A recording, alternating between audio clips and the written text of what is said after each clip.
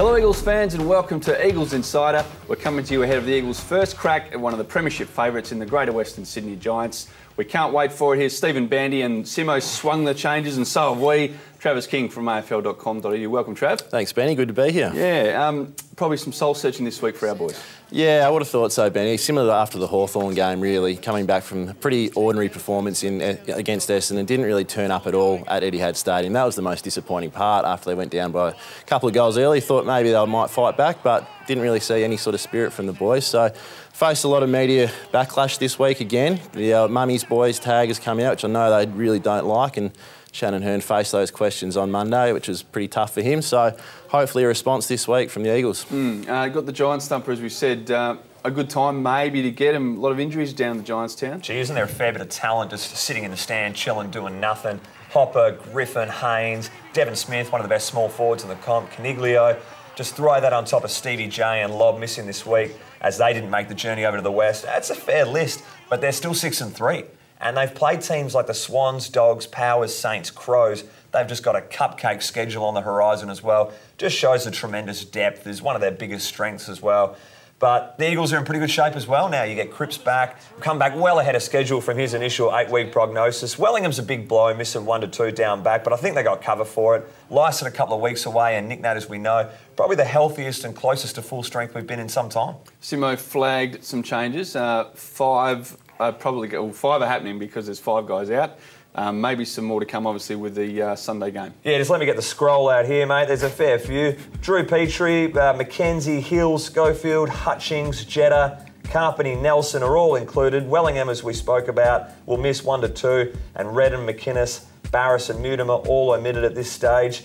It's a fair host there, so I look forward to seeing some of the changes. Some of you know are going to happen with the people coming out, but we can speculate all we'd like till 3 p.m. Friday afternoon, unfortunately. Yeah, is that what, when Simo said changes, King, is that what you expected? Yeah, expected probably at least 4 changes, to be honest, especially with Petrie and Nelson coming back from injury. So you thought those guys would come in. Nelson's on the bench, but I expect he'll be in the team. Josh Hill back. I think they miss his spark, especially at home. He's a very good player, so I can understand why they left him out last week, but he hasn't been tarnished by that performance, really, so he comes straight back in. So, yeah, I think 5 changes is about right. And what about for the Giants? Yeah, so the Giants, they've got a couple of debutants, or club debutants. Isaac coming in for his debut. Dawson Simpson, the former Cat, he comes in as a bit of ruck support.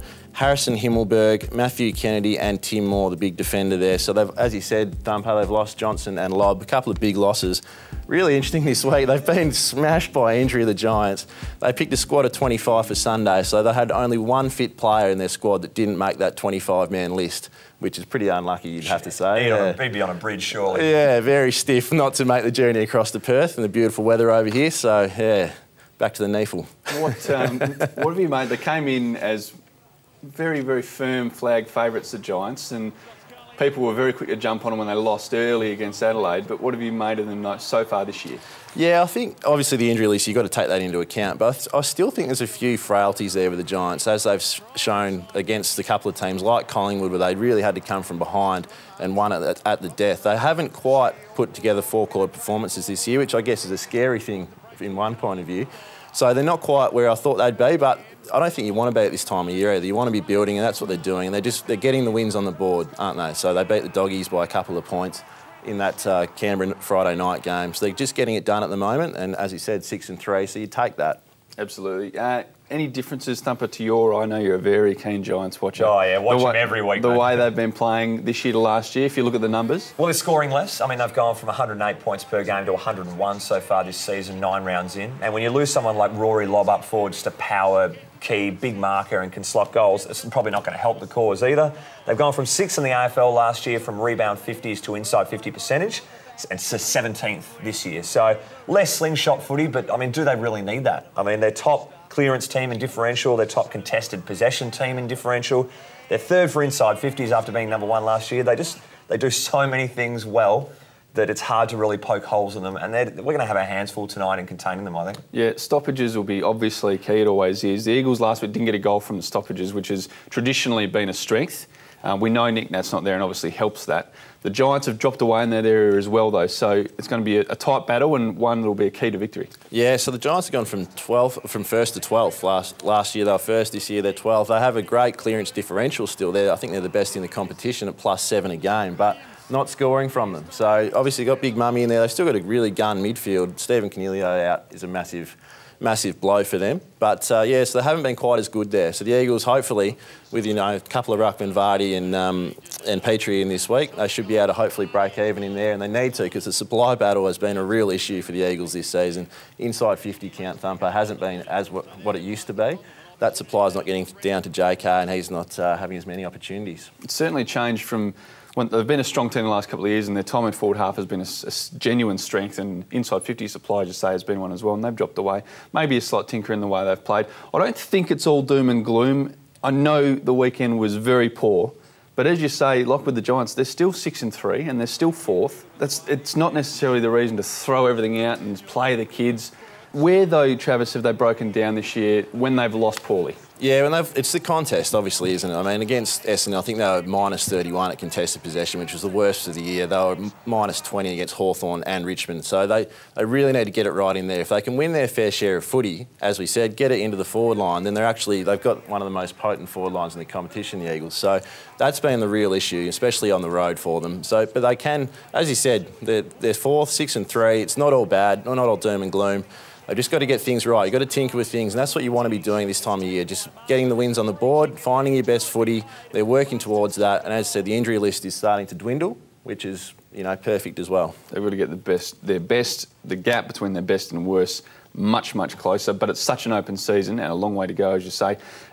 What about the way that the Eagles are going to defend is going to be huge. We know the Giants have got 2 big key forwards up front to Thumper. The way they stop them getting the footy is going to be huge. Yeah, Jeremy Cameron and Jonathan Patton, I believe probably one of the best forward duos in the competition, probably taking the silver medal to maybe Tex and Eddie Betts, in my own personal opinion. Cameron's second in the Coleman, as we know, behind JK. He can do it all. He can beat you in the air, on the ground. Very interesting how you match up on that, whether you throw Gov to compete him in air. I think Brad Shepherd should just go with him all day, but what do I know? I sit behind a computer screen.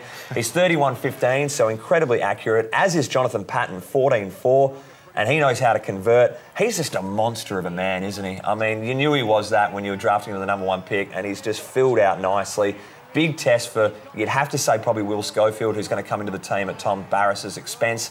With Eric McKenzie playing ruck forward, they probably won't swing him down back this week, I would think. But let's not forget, as you said, the Eagles' strength. It's their forward line. It's full strength, and they love playing at home. So the Giants are going to have their hands full as well. We know that, I think it's safe to assume that Petrie, Hill and Schofield, all named in the 18, are going to be playing, which leaves 2 changes still to come. Kingy, what do you think from the guys on the extended bench, which we'll know later on today? Who do you think comes in? Well, obviously, Wellingham out with that ankle, you've got to bring a defender in. Jackson Nelson, I thought, should have played last week against Essendon. Just his hardness, and he's got a bit of mongrel about him, which I really like. Got a pace off the half-back line, so I think he'll come in. I think Mark Hutchings was outstanding in the wet for East Perth last week. Kicked a clutch goal late from the boundary as well. He deserves a spot. He's missed out the last 3 or 4 weeks. I think his form's been pretty good, and he's got that hardness around the footy, which they really like as well. So I think they'll be the changes this week. Yep, we'll wait and see. 3 o'clock today. Boys, thank you very much for today. We can't wait for the football. Thank you very much to ECU Broadcasting for making this all possible. It's the Eagles against the Giants on Sunday. We'll see you there.